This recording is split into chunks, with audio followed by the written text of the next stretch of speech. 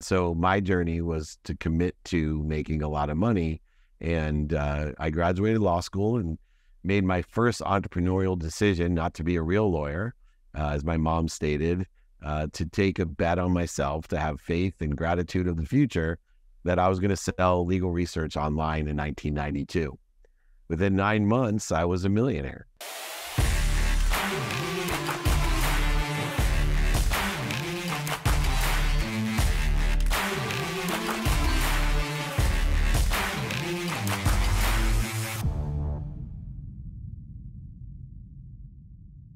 All right, David, man, I appreciate you jumping on here. It's just really an honor and pleasure. Well, thank you for having me. And I love the topic and the title because to me, it's a superpower commitment because it requires not only values, but daily practices that are utilized consistently, as well as faith. And those are the three things, hopefully, that we can share to empower your community with today on how to be committed and what's the benefit of commitment as well. And that's what I love watching your material, David. And I follow, you have so much amazing material out there and sharing with the world, but you always tie it back to your faith. You tie everything back to your family, your experiences, and of course your commitment that you're on the journey for. So I appreciate that because your happiness and your glow through it all, it's just, it's inspiring. It's really exciting. Thank you. And just looking forward to sharing that. Love it. So let's do it. I know a lot of people are familiar with your journey, but let's go back. Like I would love to just kind of the highlights along the road of where you came from, where you got started, and kind of the journey of your entrepreneurial life here. Yeah, I call it the tale of three worlds. We've heard the tale of two worlds, and the first world I was born into, so I had no power over it. It was a world of scarcity, of not enough. I had a single mom, 6 kids, 5 boys and a girl, and we didn't have enough of anything except for love and education.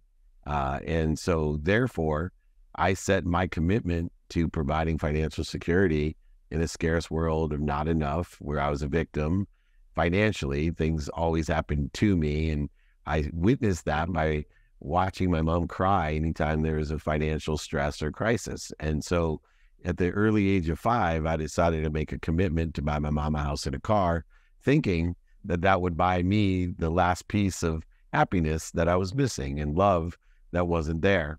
And so my journey was to commit to making a lot of money. And I graduated law school and made my first entrepreneurial decision not to be a real lawyer, as my mom stated, to take a bet on myself, to have faith and gratitude of the future that I was going to sell legal research online in 1992.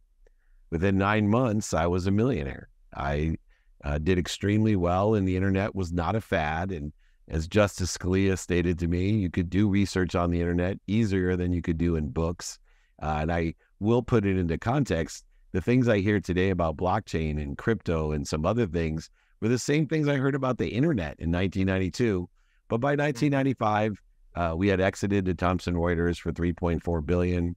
I've journeyed up to the Silicon Valley, where I learned how to raise money, hundreds of millions of dollars, to work in the middleware space as a director of every path. And then by the time 1999 came, I was living in a world still scarce, but I thought it was abundant, a world of just enough for me. And I hear so many gurus out there saying the world doesn't happen to you, it happens for you.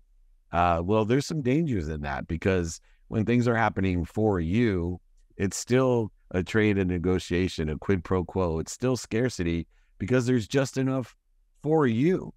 And so we still have a tenet of scarcity that limits us. And I had to learn the hard way, as not only I was CEO of Samsung's first phone division and married to my dream girl from the 4th grade and able to buy whatever I wanted, I then ventured into something extraordinary and became CEO of the most notable sports agency in the world. So not only did I have over $100 million, but I had access to what billionaires could afford to do. Sidelines at Super Bowl, backstage at the Oscars, Grammys, anywhere I wanted to go, anyone I wanted to be with. That access created, to me, a vacuum of this world where I was buying things to be happy. I was buying things I didn't need to be happy. I was buying more things to be happy. I was buying things I didn't need to impress people I didn't like, is the best way that I can put it. And I had a great lesson to learn. Now, I want to tie this back into the purpose of this show. I was committed. I formulated my commitment into enjoying the consistent every day, persistent without quit pursuit of my potential of making a lot of money. But I was missing the boat. I was missing the picture. And it took the most relative people in my life, my mom, my dad, my best friend, and my wife, over a period of 6 years to continually tell me I was lost, that my commitment was not on the trajectory of where I wanted to be or better. And so although I was committed to the wrong things and the wrong ideas and the wrong people. And I had to learn the hard way about re-engineering my commitment into a world not of not enough, not of just enough, but of more than enough. I love that. And I think it's so true, right? Like, I think back, I was raised by a single mom as well, 2 boys, and like the complexities and the craziness, and you're built differently coming out of that, I feel like, right? And you're driven by the fear, you're driven by the pain and all these kind of negative intentions that really then create this commitment. You go from far left to far right. So talk to me about the journey of now recreating that commitment, because I think that's super powerful. I hadn't had a chance to talk with a lot of people, but and even specifically the pain that you reach at the top every time you hit those barriers, but are not fulfilled, not happy, you know? Yeah, I took it to the next level. I called it a glamorized stuck. Imagine having everything that you ever dreamed of, but on top of it, you have everything most people dream of. And they tell you every day, people that don't know you, want to be you, how happy they would be if they were in your life. And yet you're empty. You're empty because you've achieved everything that you thought you needed to achieve without the values, practices, and execution model necessary to absolutely enjoy the consistent, persistent pursuit of your potential, to commit to the values, to the practices, and to what it takes to be happy, the passion, purpose, and profitability. So for me, it was identifying, number one, when my wife, who had the final straw, told me she was going to leave me. I had 3 daughters at the time, under 10 years old. I lived in my dream house. I had everything I ever wanted, including my dream job running Lee Steinberg Sports and Entertainment, the most notable sports agency in the world. My business partners were Warren Moon and Lee Steinberg, and it was an incredible life I was supposedly having. But I was in this glamorized stuck, and until my wife, when I came home after lying to her, going to the Grammy Awards with Little John, told me she wasn't happy. She told me she was leaving me. She told me I better take stock into what I was committed to. I better take stock into the values that I used to have and that I want to have. She told me to take stock in who I was and what I wanted to be by the commitments that I had made that I wasn't fulfilling. And, you know, at that time, my initial reaction was, I hate you. And as I sat there the next morning thinking about how I was going to steal her joy and love, meaning I was going to take all my money and take as much as I could from her, I saw a jacket in my closet that I hadn't seen in 6 years. It was the reason I hadn't talked to my dad as well. The reason I hated my father is on my 30th birthday, my dad gave me a jacket with no pockets, and he told me to hang it in my closet to remind me I was just like him, to remind me you couldn't take anything with you, to remind me that I was a liar, a cheater, manipulator, an overseller, and a back-end seller just like him. And he was trying to tell me that money doesn't buy love, that my commitments were in the wrong place and they were where his commitments were. And he didn't want me to end up where he was.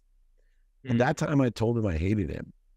Later on, I told my mom I hated her when she brought the truth. And then my best friend, when he told me he didn't like who I was hanging out with and what I was doing, I told him I hate him. He didn't appreciate me. And here I was hating my wife. And as I looked at that jacket, I realized for the first time that my commitments had led me to one place, that I hated myself. I was a liar, a cheater, a manipulator, overseller, back-end seller. and I was going to take stock in myself and the commitments that I made to my values, to the daily practices, to enjoy the consistent, persistent pursuit of my potential without limiting it with a bad self-image, without listening to what other people thought, what was missing, what I didn't have. I was going to commit to gratitude to give me the right perspective again, commit to forgiveness to allow me to have ease again in my life, to commit to control with accountability, and finally, to commit to my faith, to be inspired every day, to get gratitude of the future that I am healthy, happy, wealthy, and worthy. I got to figure out what I'm doing to interfere with it.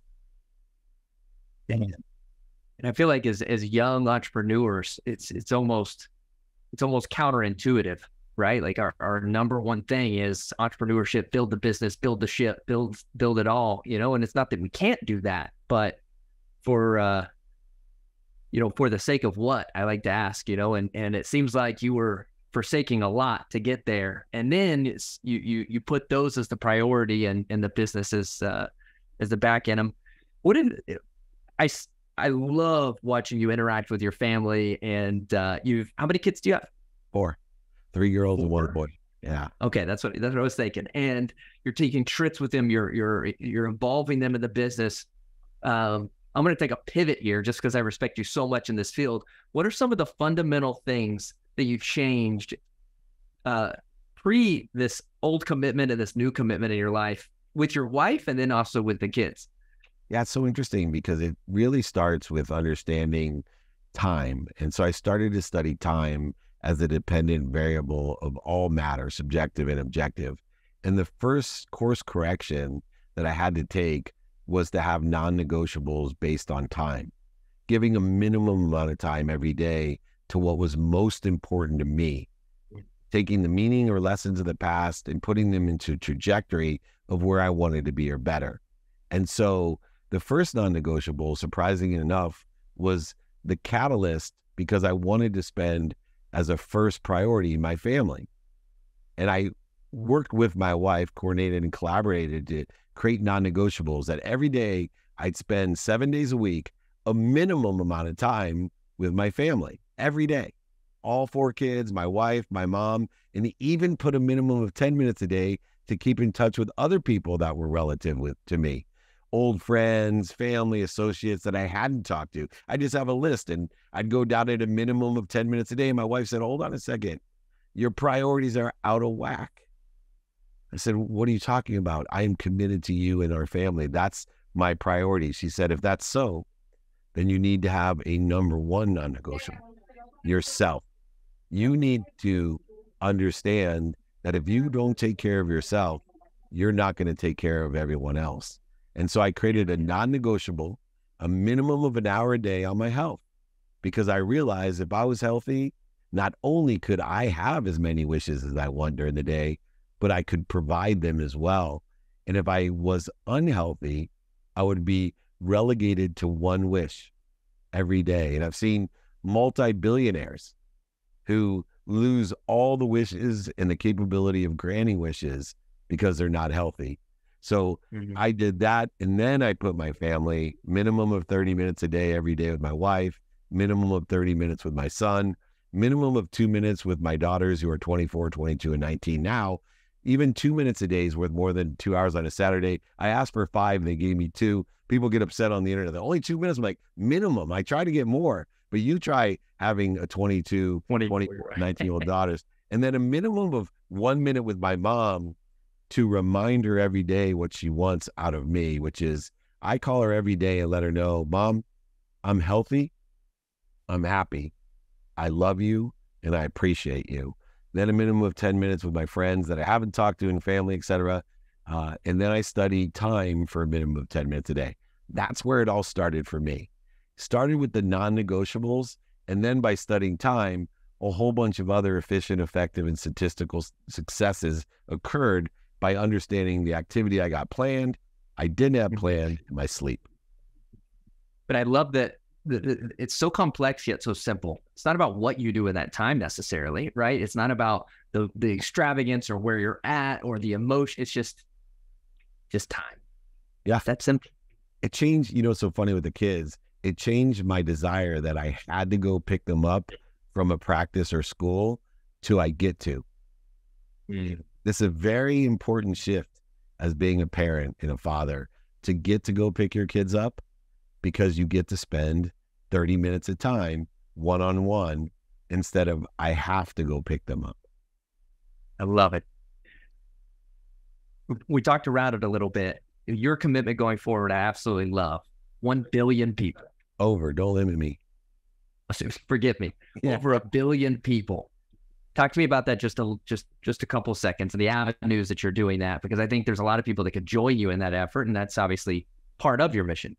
In the idea that I didn't want to limit myself, that I never could overachieve my own self-image, what became very relevant in my life was I had the ability to teach 3 things to people: how to live in abundance, to make a lot of money, how to help a lot of people with that abundance, and how to have a lot of fun, how to be happy.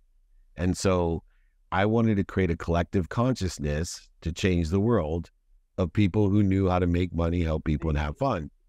But I was challenged by how would I, in my lifetime, get to over 1 billion people? And it was really simple. That's why I'm here, JC, because I find 1,000 people like you, who I'm very confident, who watch the podcast or the TV shows or the videos or interview me, read my books, which is why I give them out for free to everyone, right? All your community. I will sign a book. I will ship it. I'll pay for shipping and the book, because I'm on a mission and I'm committed to my mission, not only with my time, but with my money, to make sure that I help 1,000 people like you in my lifetime that will empower 1,000 to empower 1,000 to make money, help people, and have fun. 1,000 times 1,000 is 1,000,000. 1,000,000 times 1,000 is 1,000,000,000.